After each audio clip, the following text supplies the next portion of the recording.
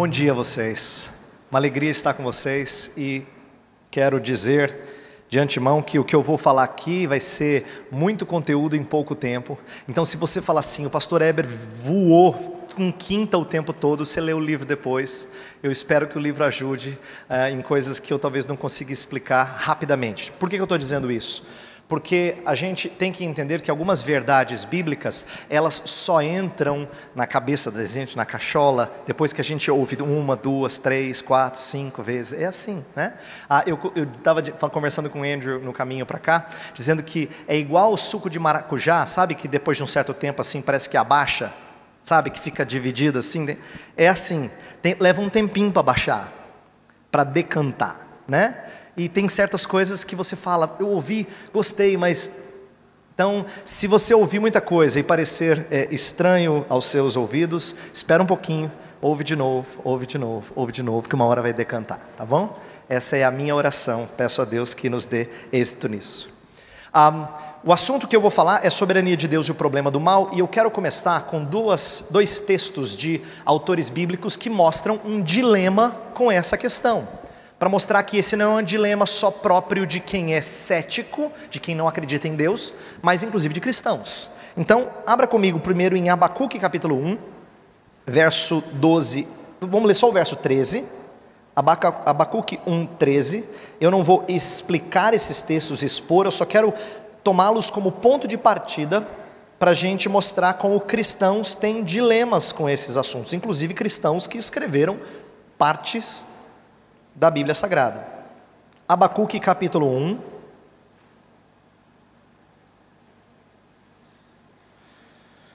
verso 13 diz assim: Tu és tão puro de olhos que não podes ver o mal, e a opressão não podes contemplar. Por que, pois, toleras os que procedem perfidamente, e te calas quando o perverso devora aquele que é mais justo do que ele? Abacuque está expressando um dilema, em poucas palavras. Qual é o dilema de Abacuque? Abacuque é um homem que vive numa terra ímpia, que ele quer que Deus reforme, e que mude, que haja caminhos santos, mas Deus diz que vai trazer uma nação mais ímpia, para ser a vara de disciplina daquela nação onde Abacuque está, que é a nação de Judá. Então Abacuque se vê perplexo diante de um Deus que é santo, mas usa uma nação violenta para cumprir os seus propósitos. Então o dilema dele qual é que é? Senhor, o Senhor é santo, o Senhor é puro de olhos, como é que o Senhor tolera uma coisa dessas? Ele vive esse dilema, ele faz parte dessa história e vive esse dilema. Um outro personagem que tem um dilema semelhante, Salmo 73, é um texto também bem conhecido, em que Asaf diz assim, versos 2 e 3. Salmo 73, versos 2 e 3 dizem assim: Quanto a mim, porém, quase me resvalaram os pés, pouco faltou para que se desviassem os meus passos, pois eu invejava os arrogantes ao ver a prosperidade dos perversos. Asaf está contando uma experiência pessoal. Ele entende que Deus é bom, mas ele não estava entendendo a lógica dos seguidores de Deus não experimentarem da bondade de Deus, e gente que não quer nada com Deus, parece que vai tudo bem na vida dele. O gado do ímpio parece que fica mais gordo, né? A grama do vizinho está mais verde, a casa dele não tem problema estrutural, parece que tudo dá certo para ele, o negócio dele prospera. Então Asaf está nesse dilema, e isso mexe muito com ele, e ele narra que quase eu escorreguei, quase eu me tornei um cético. Com isso ele está querendo dizer, olha, eu realmente nutri pecado, eu invejava a prosperidade dos perversos. Então eu quero pegar esses dois exemplos para a gente começar, dois exemplos bíblicos de homens de Deus, que por obra de Deus não abandonaram a fé. Tanto Abacuque quanto Asaf terminam os seus escritos louvando o Senhor, entendendo os propósitos do Senhor. Mas antes de chegarem lá, expressaram o seu dilema. Como é que pode um Deus bondoso e todo-poderoso permitir tanta maldade e tanto sofrimento? Esse é o famoso problema do mal. Então eu quero trabalhar com vocês em duas partes nessa manhã. Primeiro eu quero trabalhar com esse chamado problema do mal, mais tendo em vista quem não crê em Deus, porque normalmente essa é a maior objeção levantada por gente descrente, que chega para você e fala assim: então você é evangélico? Então me explica isso aqui. Aí ele joga como se fosse assim a última novidade do momento, né? Isso é antigo. Então nós vamos primeiro trabalhar esse problema em relação aos céticos, depois a gente vai olhar para a Escritura, para a Bíblia Sagrada, e ver como é que ela tem elementos importantes para a gente compreender um Deus soberano e bondoso, e ainda assim a presença de mal e de sofrimento neste mundo, ok? Então vamos para a primeira parte. Vamos lidar com o problema do mal, principalmente pensando em gente que é cética, em gente que não crê no Deus do cristianismo. A gente tem que admitir que esse não é um assunto fácil de tratar.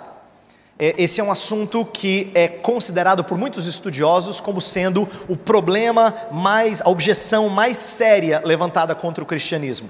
E a objeção é explicada assim, de maneira muito simples. Primeiro, um Deus todo-poderoso e todo-bondoso pode evitar o mal. Essa é uma premissa verdadeira. Segunda premissa, o mal existe. Então, se ele pode evitar o mal, mas o mal existe, então de duas uma: ou ele não é bondoso, ou ele não é todo-poderoso, ou ele não existe. Essa é a conclusão que as pessoas tiram quando elas querem confrontar o Deus do cristianismo. Para alguns não chega a ser nem desconfiar da existência de Deus. Para alguns é muito mais assim: olha, Deus pode até existir, mas eu não confio nele. E para alguns crentes isso chega à beira de dizer: não dá para me submeter a um Deus que permite vidas tão sofridas. O desapontamento com Deus acontece muito na vida de pessoas que esperavam que Deus os livrasse de tanto sofrimento, de tanta dor, de tanta lágrima. Então esse é um problema para muitos. Mas eu quero primeiro lidar com o problema do mal na mente de céticos e levantar dois aspectos desse problema do mal. Eu quero falar primeiro do problema intelectual e depois do emocional. Vamos falar primeiro de questões de razão, depois a gente mexe com elementos mais existenciais, mais passionais. Então vamos falar do problema intelectual. Para muita gente, a existência do mal é prova cabal de que Deus não existe, ou pelo menos de que não só é logicamente contraditória, mas alguns não diriam tanto, mas diriam que muito improvável, logicamente improvável de que esse Deus exista.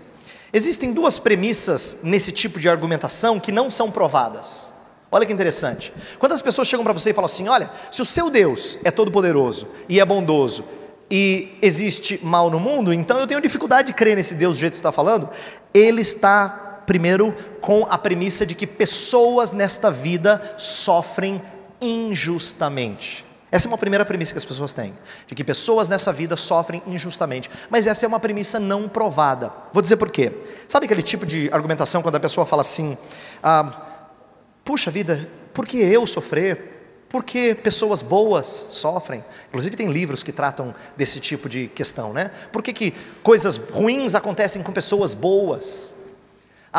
Esse tipo de raciocínio, ele é ruim porque não é verdade que castigo ou que sofrimento sempre é castigo direto para com a pessoa que sofre. Você lembra que uma vez os discípulos chegaram para Jesus e viram um cego de nascença e perguntaram assim: Jesus, quem é que pecou? Ele ou seu pai? Jesus falou: nenhum dos dois. Primeiro, para fazê-los entender que, embora sofrimento seja decorrência do pecado do homem, da queda narrada lá em Gênesis 3, o que nós sofremos não é necessariamente uma consequência de nossos erros pessoais. Então a gente não pode raciocinar sempre assim, como os amigos de Jó fizeram, quando chegaram para Jó e falaram assim: Jó, o que é que você fez? Conta aí, vai, não esconde mais não. Sofrendo desse jeito não é possível, Jó, você deve ter feito alguma coisa muito errada. O raciocínio deles é: se você está sofrendo esse tipo de mal, então deve ser alguma bobagem que você fez, algum pecado grave que você fez. E esse tipo de premissa não é bíblica. Jesus ensinou que catástrofes podem acontecer e doenças podem nos acometer sem necessariamente que nós tenhamos algum pecado direto. Por exemplo, de doença eu já falei daquele exemplo de João 9 do cego de nascença, mas de catástrofe tem uma história interessante lá em Lucas 18, em que as pessoas chegam para Jesus e contam o caso de galileus que morreram tentando mostrar que esses galileus eram piores, e Jesus falou da torre de Siloé que caiu e matou 18, vocês acham que eles eram mais pecadores que vocês? E a conclusão de Jesus é não, mas aprendam a se arrepender. Então o que Jesus está ensinando aqui? Em primeiro lugar, que sofrimento não é proporcional à nossa conduta. Então quando as pessoas falam assim, muita gente sofre injustamente, sofrimento não vem proporcionalmente à nossa conduta. No entanto, eles fazem parte da ordem presente do mundo e devem nos ensinar muitas lições. Quem é cético tem dificuldade de entender que a gente pode aprender com o sofrimento alheio, mas a Bíblia mostra isso. Até gente que não é crente sabe que às vezes passa por um tipo de aflição e fala, nossa, aprendi, nasci de novo, eles falam, né? Às vezes usa esse tipo de linguagem, fala assim, não, agora eu já sei que eu não devo optar por esse caminho, porque eu aprendi isso, isso e isso. Ou quando eu for para tal lugar eu vou tomar esse cuidado. Ou agora eu vou cuidar mais da minha família, porque quase que eu perdi a minha família. Pessoas estão dizendo que elas aprendem com outros tipos de sofrimento, e nós podemos aprender. No caso do exemplo que Jesus conta da torre de Siloé, é para dizer assim, olha, a vida é passageira, você pode não tê-la amanhã. Você já se arrependeu, já se acertou com Deus? Então ele está ensinando a gente a aprender com o sofrimento alheio. Uma segunda premissa que é intelectual, quando as pessoas dizem, Deus não existe, ou é altamente improvável que ele exista, do jeito que a Bíblia descreve, é que eles pensam assim, se o mal parece sem sentido para mim, então ele não tem sentido. Essa é uma premissa não provada. Por que é não provada? Porque você aí é a regra de todas as coisas. Pode não ter sentido para você, mas nem por isso não tem sentido. Mas as pessoas partem do pressuposto que se não faz sentido para mim, então não faz sentido para ninguém. Isso é fé. Embora sejam céticos, eles também têm uma dose de fé. Fé na capacidade humana de discernir as complexidades da vida. Percebe? Se é possível encontrar propósitos em coisas, em situações corriqueiras, imagina que alguém vai pegar um avião e o avião quase cai, e a pessoa fala assim, não, de agora em diante eu me comprometi a ser mais atencioso com os meus pais. Sabe aquele tipo de aplicação assim? Porque eu fiquei pensando que eu não os veria mais. Se a pessoa consegue tirar lições desse tipo de situação, por que não haveria propósito para todo sofrimento do ponto de vista de Deus? Então, filosoficamente, em termos de intelectualidade, quando as pessoas vêm e dizem, acabei com a sua fé, elas partem de premissas não provadas. O que isso mostra? Elas também têm fé. Qual é a fé que elas mostram? A fé que elas demonstram é que, se não tem propósito para mim, então não tem propósito, ponto final. Se as pessoas sofrem, é injustamente. São premissas não provadas. Mas o problema do mal não é só intelectual. Eu acho que, mais seriamente, ele é um problema emocional. O que eu quero dizer com isso? É que a questão não é tanto lógica, é existencial. Por exemplo, eu li autores que falam assim, quando alguém é livrado de um perigo, ele fala assim, graças a Deus, Deus me livrou. Aí esse cético disse assim, é engraçado, você fala que Deus te livrou, mas Ele não livrou os outros que sofreram. E aí, por que Deus livra uns, protege uns e não protege outros? Na verdade, isso é um apelo para indignação, para você ficar indignado de que Deus não tratou você com justiça. No fundo, o problema que os céticos têm não é com a impossibilidade de haver um Deus todo-poderoso e bondoso e de haver mal. O problema é com a pessoa de Deus. O problema deles é pessoal. Vou provar para você que é pessoal. Existe morte, existe sofrimento, existe destruição e opressão nesse mundo. No entanto, presta atenção, para que a evolução naturalista seja verdadeira, tem que haver morte, destruição e violência para que o mais apto sobreviva. Mas ninguém se volta para o naturalismo e fala assim, que absurdo! Ninguém volta para um evolucionista naturalista e diz assim, mas que coisa ridícula que vocês sustentam, de morte, de opressão, de violência. Não, porque não tem nenhuma pessoa sendo atacada ali. O problema deles é com a pessoa de Deus. Uma história bíblica que nos ensina muito nisso, isso é a história de Jó. Jó tinha um dilema E esse dilema emocional com o sofrimento, ele não é sanado com respostas lógicas. Se você já leu Jó com cuidado, eu estou falando de ler Jó com cuidado porque a maioria de nós conhece Jó 1, 2 e 42. A maioria não leu do 3 ao 41, que é o diálogo com os amigos, tá? Que é onde o assunto volta à tona. A gente conhece o comecinho da história de Jó e vai direto para o finalzinho. Mas se você ler Jó com atenção, à medida que você vai chegando no final e Deus se revela a Jó, a partir do capítulo 38, como é que Deus responde as perguntas de Jó? Com mais perguntas. Deus não traz respostas para Jó. Deus se apresenta. E quando Deus se apresenta, Jó falava assim: ai, ai, ai, eu só te conhecia de ouvir falar, hoje os meus olhos te veem. Hoje eu sei, e eu me arrependo no pó e na cinza. O problema pessoal foi resolvido. Ele se deparou com a grandiosidade de Deus e ele se humilhou.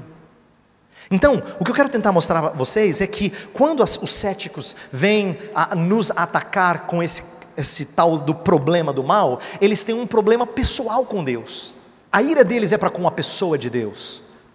É para com esse Deus santo e todo-poderoso. Inclusive, eles nem percebem, por causa da cegueira deles, a incoerência do seu ceticismo. Quem narra isso muito bem é C.S. Lewis. C.S. Lewis ele conta que ele rejeitava a Deus pela crueldade da vida, até que ele percebeu a fraqueza do seu ateísmo. Ele falou assim: como é que eu posso chamar Deus de injusto? Veja só, eu vou ler uma frase dele.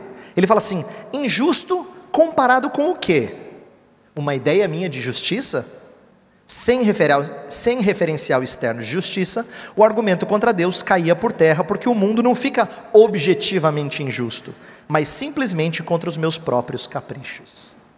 C.S. Lewis está dizendo assim: se eu nego Deus, porque eu estou vendo sofrimento no mundo, dizendo que isso é injusto, injusto baseado no quê? Se eu nego Deus, então a moralidade de Deus não pode ser usada como argumento. Como é que eu critico Deus? Baseado em quê? Baseado na ética que eu recebo do cristianismo? Não pode, porque Deus foi negado. Então é baseado no que eu penso que é injusto? Então são os meus próprios caprichos. E ele começou a perceber a inconsistência, a insensatez do argumento contra Deus. Ele começou a perceber que os céticos criticam o Deus do cristianismo usando os padrões de justiça do Deus do cristianismo. Horas, isso é capital emprestado, isso é roubar, apropriação indébita. Isso é apropriação indébita. Eles estão usando a moralidade cristã para trazer críticas contra o Deus do cristianismo. Tem outros problemas que eles têm no argumento deles. Isso é trabalhado pela literatura cristã. Quando os céticos chegam para o cristianismo e dizem assim: vocês têm um problema do mal, alguns têm respondido dizendo: e vocês têm um problema do bem. Se você tira Deus da jogada, como é que você fala daquilo que é bom? Se Deus não existe, se não tem referencial externo de bondade, como é que você fala que algo é bom? Quer ver o problema? Deixa eu dar alguns exemplos. Se você fala assim: não, eu acho que bom é aquilo que é útil para alguém. É útil, então é bom. O ladrão acha muito útil roubar. Não, pastor, não vem com essa não. Não me engana não, que esses argumentozinhos aí não colam. Eu quero dizer o seguinte: aquilo que mexe com o coração da pessoa, ela sabe que aquilo assim vai no profundo da sua alma. Fala para um psicopata que entende que no profundo da sua alma ele segue as inclinações malucas do seu interior. Não, pastor, não vem com essa não. Eu estou querendo dizer o seguinte: é aquilo que é bom para a maioria, para o maior número de pessoas. Isso é opressão contra as minorias. Não tem saída. Uma vez que você não tem referencial externo, objetivo de moralidade, você não pode falar daquilo que é bom e daquilo que é justo. Então o que eu quero dizer para vocês é o seguinte: quando as pessoas elas vêm a opor aquilo que nós estamos explicando, elas na verdade estão atacando a moralidade de Deus com uma moralidade que vem de Deus, porque a deles é sem fundamento. Eles não conseguem falar de moralidade com qualquer fundamento. Por exemplo, eles falam de direitos humanos. Direitos humanos baseados em quê? Se o ser humano veio do nada e vai para o nada. Uma vez eu estava lendo R.C. Sproul, e o Sproul ele usa um argumento assim: gente, estava falando com um grupo de pessoas, vocês se importam com a dignidade do ser humano? Aí todo mundo falou assim: Mas é verdade que vocês creem que o ser humano saiu do nada e vai para o nada? Por que vocês acham que agora ele é alguma coisa? Por que vocês acham que algo que sai do nada e vai para o nada agora vale alguma coisa? Em outras palavras, há uma inconsistência aqui. Defender direitos humanos, por exemplo, sem usar verdades bíblicas, não se sustenta. Não é verdade que... Quer ver, frequentemente, evolucionistas, naturalistas, têm o dilema de tentar explicar por que às vezes as pessoas têm um impulso por pular no rio e salvar alguém que está se afogando, quando na verdade isso não contribui para a perpetuação da espécie. Tem alguma coisa dentro de alguém que faz ele pular e tentar resgatar, quando na verdade, quando ele pula no rio, agora não é um com perigo de morte, são dois com perigo de morte, mas ele faz mesmo assim. Como é que se explica isso? Eles têm dificuldade de explicar por quê? Porque não é sobrevivência do mais apto que está sendo contemplado aqui. Existe uma moralidade presente nas pessoas, ainda que de maneira bastante embaçada. E para fechar essa parte inicial sobre os céticos, eu quero dizer o seguinte: não pense que o problema do mal o sofrimento é um problema, é uma incógnita só para cristãos.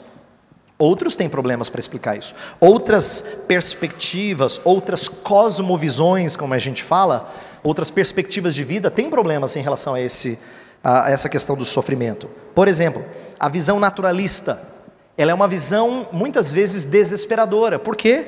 Porque o mal é inescapável. Você simplesmente luta contra ele, não tem jeito de você fugir dele.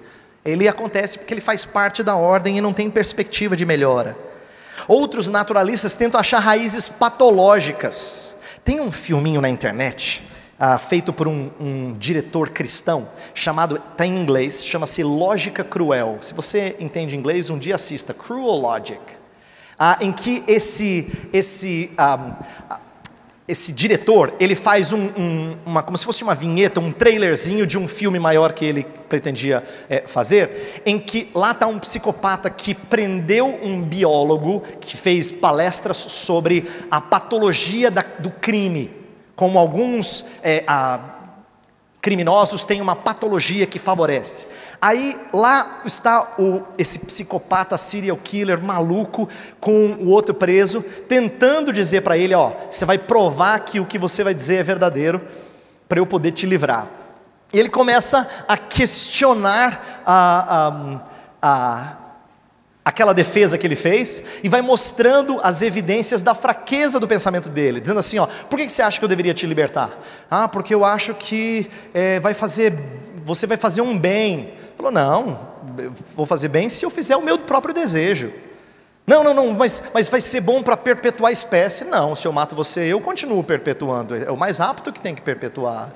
E aí ele começa a acabar com todos os argumentos de alguém que quer se livrar de ser morto, mas que acabou de defender que é patológico o crime. Então quer dizer, ele está num beco sem saída. Tudo para mostrar que quando os naturalistas falam do mal, eles não têm respaldo para cuidar de pessoas com deficiência. Por exemplo, quando o naturalista fala que nós somos uma máquina, por mais complexa e bonita que ela seja, e eles exaltem o fato de ser uma máquina extraordinária, a máquina fica velha. O que você faz com máquina velha? Joga fora. Ninguém joga fora a avó, não é engraçado? É verdade. Fala para um naturalista assim, e aí, a máquina velha já jogou fora? Ele não tem coragem. Por quê? Porque tem muito mais no ser humano do que máquina. Ele sabe disso, ele nega com todas as forças, mas ele sabe que tem mais do que isso. A visão de religiões orientais também é problemática em relação ao sofrimento do homem. O mundo externo, por exemplo, para muitas religiões orientais, budismo e outras religiões dessa natureza, o mal é ilusório. Se o mal é mera ilusão, então você tem que aprender a superar o mal, a sair desse ambiente no qual está e você andar por cima disso, e você não sofrer as dores do mal. O problema disso é que é tremendamente frustrante para você confortar uma pessoa que está em sofrimento. Imagina você chegar para uma mãe que acabou de perder um filho assassinado de maneira cruel e dizer assim, então, seu sofrimento é ilusório. Presta atenção em como isso é sério. Isso significa que se ela está doendo, se está doendo nela é porque ela ama o filho. Mas se eu digo que é ilusório, então o amor dela é fraco, não devia existir, não devia levá-la ao sofrimento. Por quê? Porque ela devia superar isso. Perceba, eu enfraqueço o amor dela pelo filho.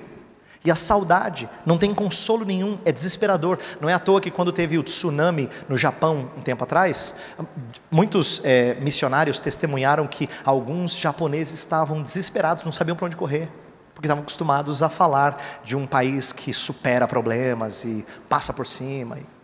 Só que tem hora que o mundo dá uma rasteira, e eles não têm esperança, não têm esperança. Portanto, meu primeiro ponto que eu queria estabelecer é mostrar como os céticos não têm fundamento para criticar o cristianismo.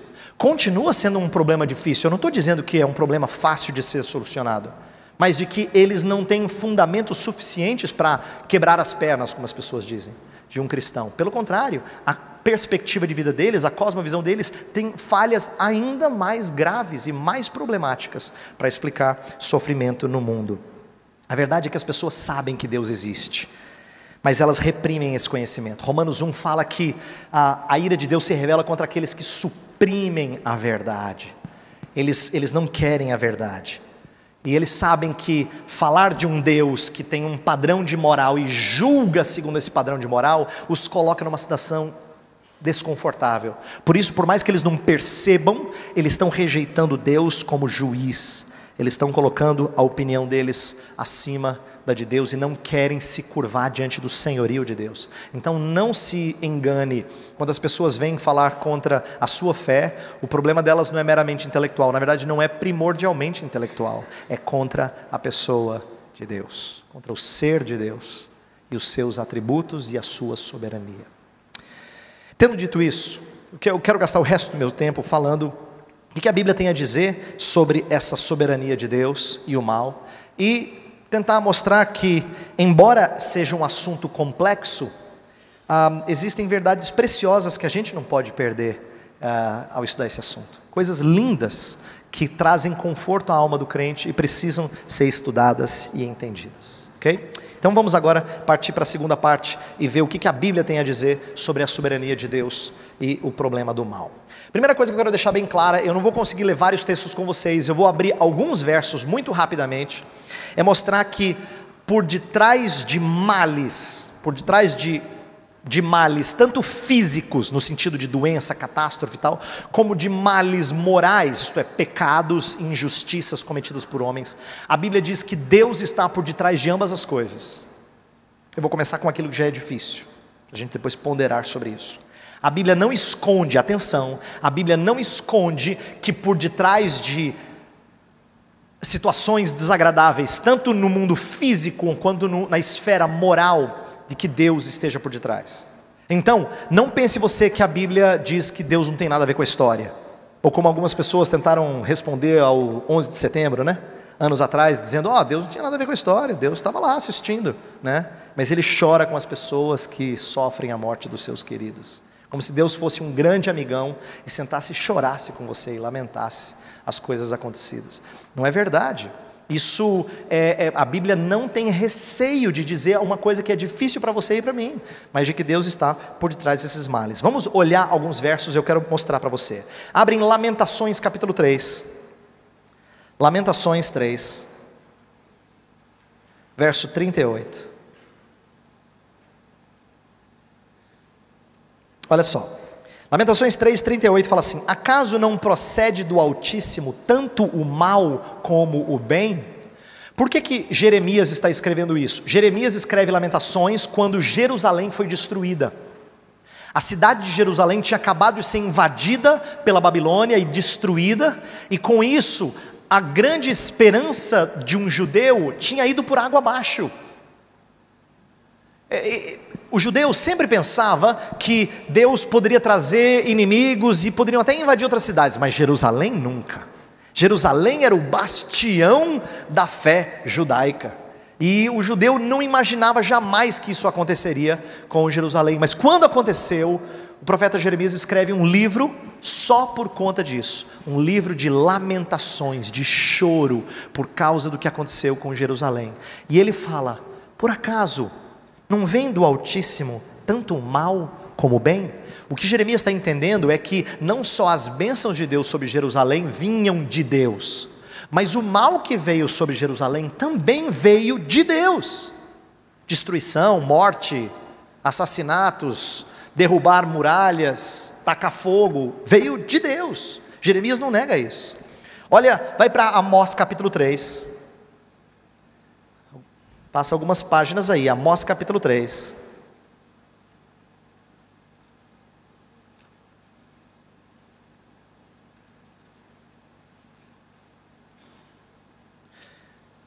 Versículo 6 diz assim: tocar-se-á a trombeta na cidade sem que o povo se estremeça? Sucederá algum mal à cidade sem que o Senhor o tenha feito? Olha só, Amós repetindo uma ideia semelhante: sucederá algum mal à cidade sem que o Senhor o tenha feito? Quando você fala de mal à cidade, você está pensando não só em catástrofes, você está pensando em pessoas más que invadem, que tiram riquezas, que matam pessoas, que aprisionam outras, e ele está dizendo que Deus está nisso, de alguma forma Deus está ali. Um outro texto muito importante, eu quero gastar mais tempo com esse, vá para Isaías capítulo 10.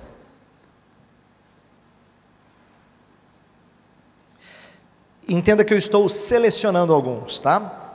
Tem outros textos sobre esse assunto. Isaías 10 é um texto interessantíssimo, eu quero gastar um pouquinho mais de tempo nele. Porque Isaías vai mostrar como é que não só Deus está por detrás disso, mas Deus responsabiliza os homens pelas suas maldades. Então atenção, que agora vem carne, tá bom? Pega a sua faca com serrinha aí e mastiga bem, ok? Vamos lá. A partir do versículo 5, Isaías 10, a partir do versículo 5. Ai da Síria, cetro da minha ira, a vara em sua mão é o instrumento do meu furor. Envio-a contra uma nação ímpia e contra o povo da minha indignação lhe dou ordens, para que dele roube a presa e lhe tome o despojo e o ponha para ser pisado aos pés como a lama das ruas. Olha a linguagem gráfica que Isaías usa. E ele diz que a Síria, que humilha desse jeito, que rouba a presa, toma o despojo, põe para ser pisado aos pés como a lama das ruas, que faz esse tipo de humilhação quando conquista, eles são o cetro da minha ira. Eles estão na minha mão para castigar uma nação má. Olha só, Deus está dizendo que ele pega a Assíria, aquele império maligno, e só para você saber, a Síria era muito conhecida pela crueldade com que ela tratava os seus prisioneiros de guerra. Há muitos registros das maldades feitas por exércitos assírios. E isso então era muito difícil para um judeu. Agora você entende o dilema de Abacuque. Senhor, o Senhor é tão puro de olhos, como é que o Senhor faz isso, Senhor? Não é possível. Mas ele fala, a Síria é cetro da minha ira. Eu tomo ela na minha mão e eu puno as outras nações conforme o meu santo querer. Mas, olha só, presta atenção, versículo 7. Ela, porém, isto é, a Síria, porém, assim não pensa. O seu coração não entende assim. Antes intenta consigo mesma destruir e desarraigar não poucas nações. O que o verso 7 está dizendo? Ela não se vê cetro da ira na minha mão. Ela não se vê como instrumento do meu castigo, do meu juízo. Não, ela quer destruir as nações por causa dela. Ela faz por interesse dela. Porque ela é violenta, ela quer tomar o que é dos outros, ela é soberba, ela é gananciosa. Então presta atenção que em versos um após o outro, Deus está dizendo tanto que Ele está por detrás da maldade da Síria, quanto diz que a Síria não está nem aí que Deus está por detrás, ela nem sabe que Deus está por detrás, porque ela faz os desejos do seu coração. Mas no entanto, ela cumpre os santos propósitos desse Senhor soberano. Aí vem a parte mais complicada, verso 12.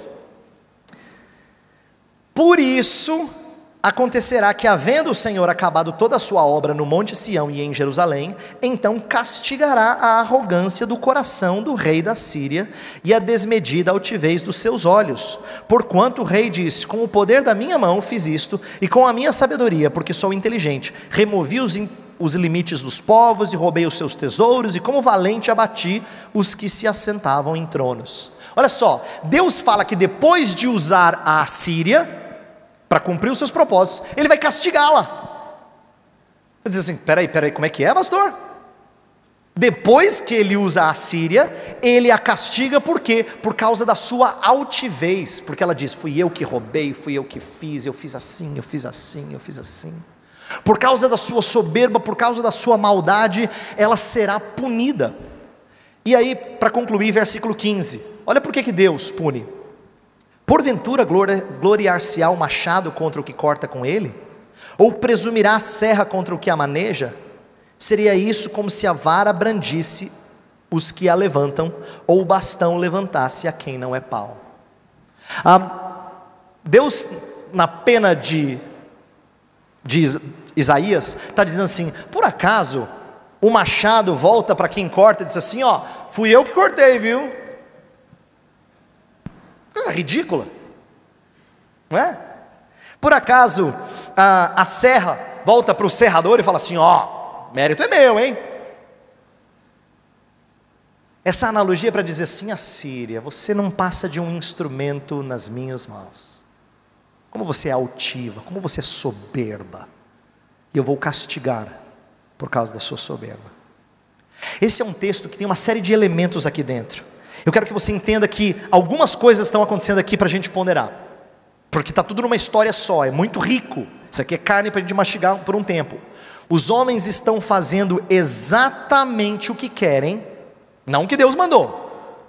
Deus em nenhum momento chegou para si e falou assim, vai lá e conquista.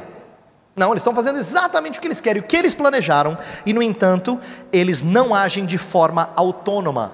Isto é, eles não agem sem que Deus esteja por cima disso tudo. Pelo contrário, nada escapa o controle do Deus soberano. Portanto, essa é uma história que amarra tanto o que pastor Jonas falou antes, a questão da responsabilidade humana, a soberania de Deus, mas dessa questão do mal. Porque a Assíria faz o que é mal, mas ela não faz por ordem de Deus, ela faz porque ela quer. Mas ela cumpre o propósito de Deus, e Deus, por estar por cima de tudo, não é culpado disso, Ele castiga a Assíria por aquilo que ela fez. Aí você vai dizer assim, pastor, tudo bem, mas desculpa, complicado isso. Como é que o senhor fala de responsabilidade humana quando Deus fala que Ele está por detrás disso tudo e as coisas acontecem segundo o seu propósito? Primeiro, esse tipo de argumento que eu acabei de trazer, porque eu estou tirando da própria escritura, não estou inventando, você viu no texto claramente em Isaías 10 o que Deus diz que faz e o que Ele vai fazer com a Síria, né? Mas essa verdade parece trazer dois problemas enormes para a gente. Primeiro, tornar Deus autor do pecado, como se Deus fosse praticante daquilo que é mal. E segunda coisa, parece que o homem é mero robô. Pastor, desculpa, não tem saída. Não tem saída. Deus é autor do pecado e o homem é mero robô. Não é possível. Do jeito que o senhor explicou aí, tem que ser. Então eu quero dizer para você que, biblicamente, nenhuma das duas coisas é verdadeira. Nenhuma delas. A Bíblia rejeita ambas. Primeiro, a Bíblia rejeita que Deus é autor do pecado. Por quê? Porque a Bíblia diz que Deus nunca nos coage a pecar. Não tem nenhum momento da nossa história pessoal em que a gente cometeu um pecado porque a gente não queria, mas Deus foi lá e deu aquela empurradinha e você, puxa vida, pequei, bem que eu tentei segurar e ficar santo, mas não consegui.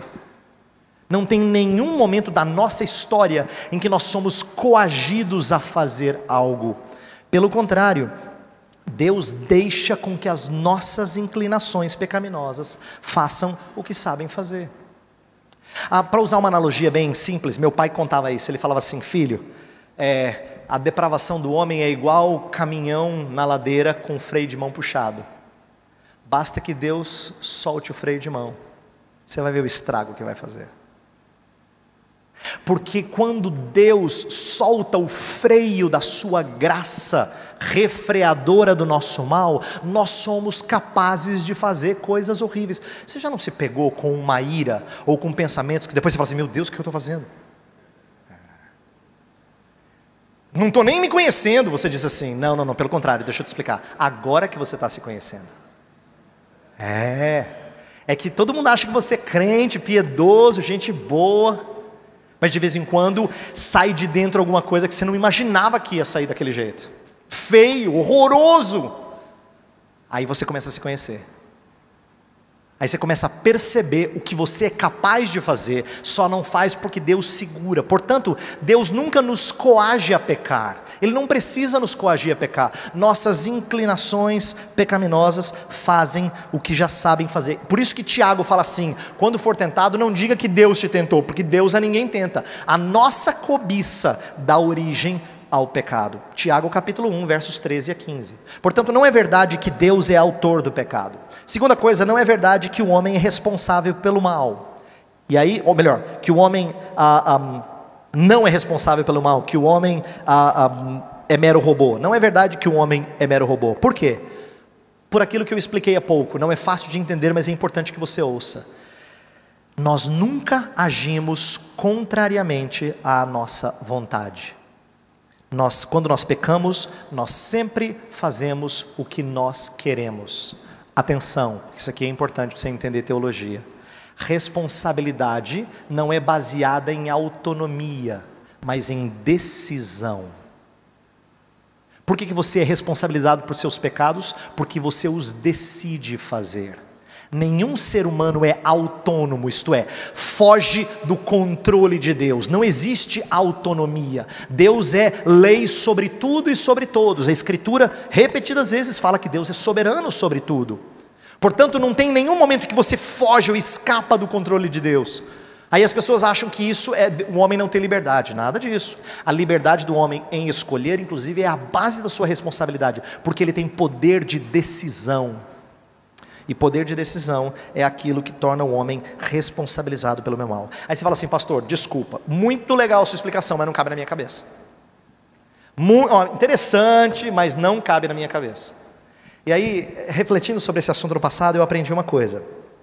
Sabe por que essa doutrina às vezes é difícil para muitos crentes? E ainda que não seja para você, de repente você já recebe essas coisas como verdade de Deus, mas você conhece pessoas que ainda têm muita dificuldade com isso. Ou talvez seja você.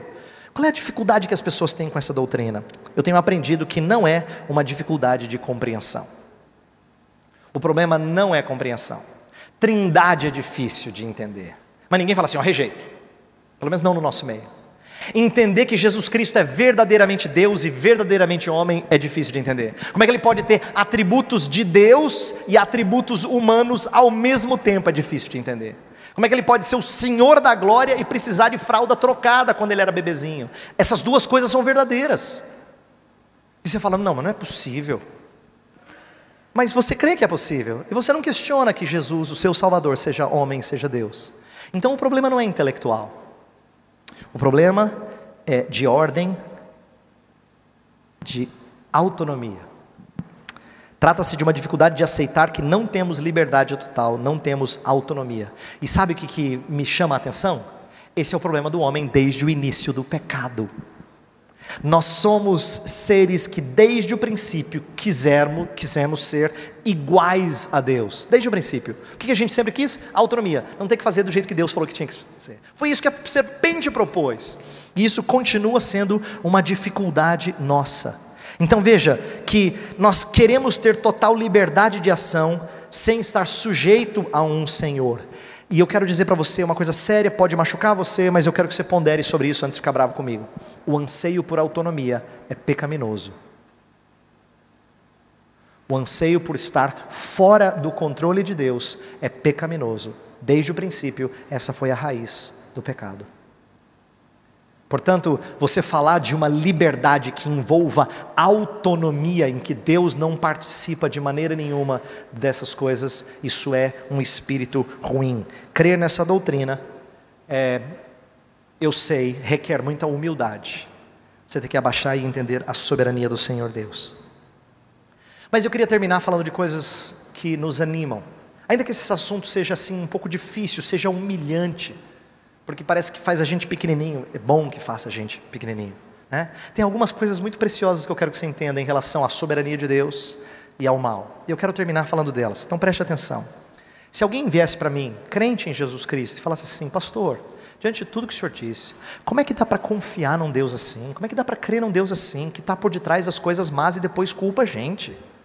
Pastor, desculpa, isso aí isso aí, mais do que o senhor tem explicado, bonito ali na frente, não dá, não engole, não desce. Eu tenho aprendido a olhar com tremenda admiração e louvor para um Deus que não é indiferente para com o nosso sofrimento. Sabe o que é precioso da história do Evangelho de Jesus Cristo? É que Deus leva tão a sério a nossa dor e o nosso sofrimento, que Ele resolve assumi-los. Quando Deus se fez carne, Ele tomou sobre si as nossas dores e as nossas enfermidades. Deus não olha para você e dá risada do seu sofrimento. Ele assume o seu sofrimento. Ele substitui você na condenação que era para ser sua.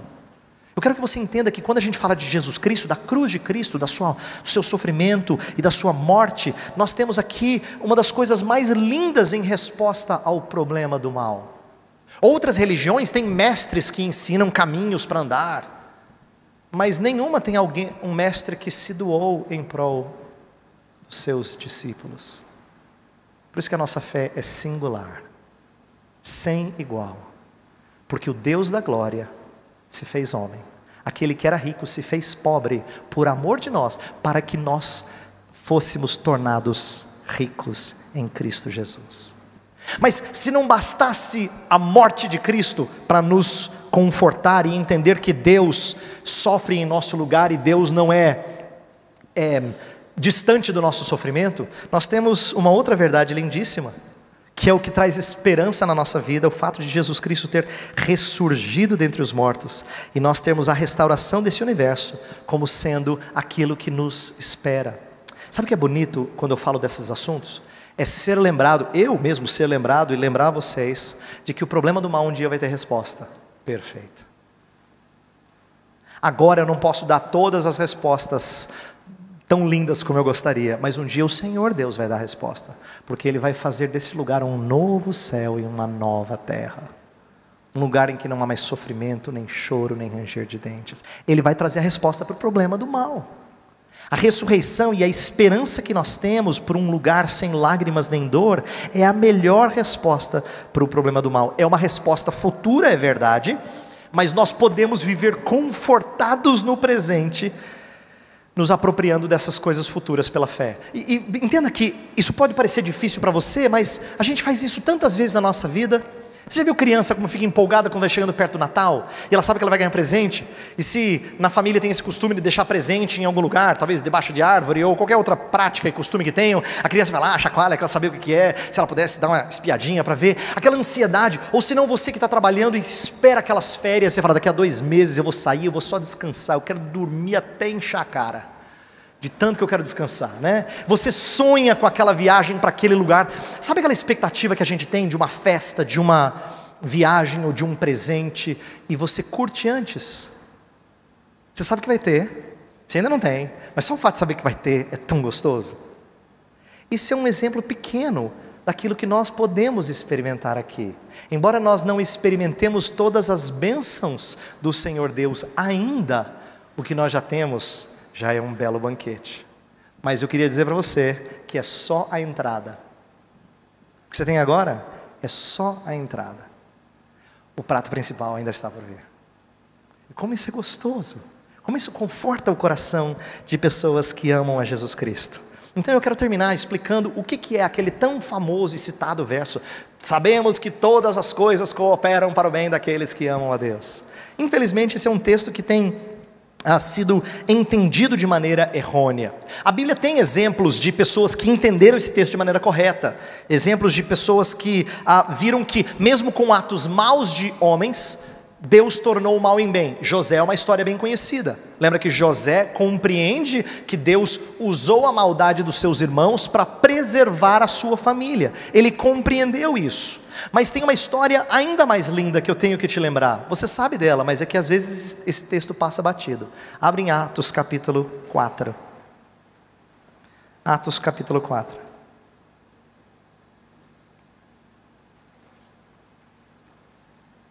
Versos 27 e 28. Olha só. Porque verdadeiramente se ajuntaram nesta cidade contra o teu santo servo Jesus, ao qual ungiste, Herodes e Pôncio Pilatos, com gentios e gente de Israel, para fazerem tudo que a tua mão e o teu propósito predeterminaram. O que Pilatos, Herodes, gentios e judeus e homens que não queriam nada com Jesus, tudo que eles fizeram foi mal. E a Escritura não elimina a maldade deles. Foi mal. Mas em Atos está dito que eles fizeram tudo o que a tua mão e o teu propósito predeterminaram. Você tem que entender que essa aqui é a maneira da Escritura falar para você assim: louve a Deus, porque Deus transforma mal em bem. Ele fez com que a maldade de Pôncio Pilatos, Herodes e companhia limitada trouxesse a cruz do nosso Salvador. Foi por causa da maldade de homens que nós tivemos redenção, porque Deus construiu toda a história para que ela chegasse naquele ponto que Ele já tinha dito desde o princípio que ia chegar. O descendente da mulher esmagaria a cabeça da serpente. Chegou no ponto que queria chegar. Eu quero que você entenda que quando o autor Lucas está escrevendo isso, retratando a fé da igreja, ele está dizendo: igreja, compreenda que males que vos acometem agora, eles cooperam para o bem. Então a gente não pode entender o verso de Romanos 8:28, todas as coisas cooperam para o bem daqueles que amam a Deus, como sendo assim: olha, onde Deus fechou uma porta, Ele vai abrir uma outra. Fique sabendo que se você perdeu o emprego, Deus vai achar um emprego melhor para você. Tenho certeza disso. Vamos orar por isso, irmão. Se você tem uma doença, nós vamos orar porque Deus vai curar em nome de Jesus. Ou se você sonha em ter um cônjuge, ou sonha em ter filhos, e Deus não te deu, fixa, mas Deus vai, certeza que Deus vai te dar. Esse tipo de expectativa é de gente que quer coisa pequena desta vida, achando que isso são as coisas boas que Deus nos tem reservado. Deus falou o bem que Ele tem reservado para nós. Todas as coisas cooperam para o bem. Aí Ele vai explicar o que é todas as coisas cooperarem o bem. No versículo seguinte ele fala: e aos que de antemão conheceu, a estes predestinou para serem conformes à imagem do seu Filho, para que ele seja o primogênito dentre muitos irmãos. E aos que predestinou, a estes chamou, e aos que chamou justificou, e aos que justificou glorificou. O que Deus está dizendo? Que Ele tem um propósito na sua vida, e o propósito é fazer você e eu parecidos com Jesus, a cara do nosso Pai. E não tem presente maior do que esse. Eu quero um dia ser parecido com o meu Pai Celestial. Quero que um dia alguém diga assim: esse menino é a cara do pai dele? Eu espero, eu anseio por esse dia. Essa é uma expectativa santa, justa e boa. E Deus está dizendo que todas as coisas cooperam para isso. Perder emprego, de repente Deus não presentear com filhos, ou com cônjuge, ou o que quer que seja, ou não ter cura. Essas coisas, se elas nos acometem, elas são sofrimentos, a gente pode lamentar por elas, mas a gente não pode pensar que Deus perdeu a rédea. Pelo contrário, para o propósito de remir e salvar o seu povo, todas as coisas cooperam para o bem. O problema do mal pode ser difícil de ser entendido em algumas esferas, mas certamente não é sem conforto, sem consolo. O soberano Deus, eu louvo a Deus, porque o tema aqui não é só o problema do mal, é a soberania de Deus e o problema do mal. Porque é um Deus soberano que me traz conforto em meio ao sofrimento presente. É um Deus todo-poderoso que me traz conforto, que eu sei que Ele consegue de fato cumprir o que Ele diz que Ele vai cumprir. Eu tenho descanso e repouso nessa verdade. Eu espero.